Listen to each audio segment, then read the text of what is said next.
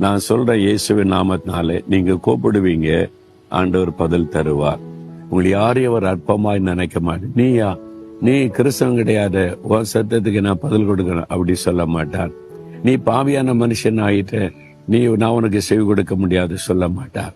என் பாவத்தை மன்னிங்க, எனக்கு இறக்க செய்யுங்க, என் மன்னித்து எனக்கு சுகம் கொடுங்கன்னு கேட்டா போறோம், இறங்கிடுவார். உடைய கூப்பிடுதலின் சத்தத்துக்கு இங்க நான் இருக்கிறேன்னு சொல்லுவார். ஆண்டவரை பார்த்து இயேசுவே அப்படின்னு கூப்பிடுங்க, எனக்கு உதவி செய்யுங்கன்னு கேளுங்க. இன்றைக்கு உங்களுக்கு உதவி தேவை, இன்றைக்கு உங்களுக்கு ஒரு அற்புதம் தேவை, இன்றைக்கு உங்களுடைய காரியத்துல ஒரு விடுதலை தேவை. உங்களுடைய தனிப்பட்ட காரியம், குடும்ப காரியம், ஊழிய காரியம், உங்களுடைய பிசினஸ்ல, வேலையில ஏதோ ஒரு நெருக்கம், இயேசுவேன்னு கூப்பிடுங்க. மனதில் கூட இயேசுவே எனக்கு உதவி செய்யுங்க, இயேசுவே எனக்கு ஒரு அற்புதம் செய்யுங்க.